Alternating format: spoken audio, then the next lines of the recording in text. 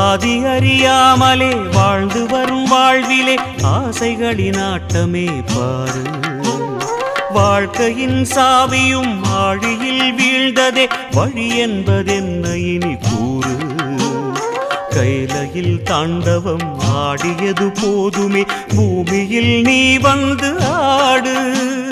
பூமியில் நீ வந்து ஆடு. பூமியில்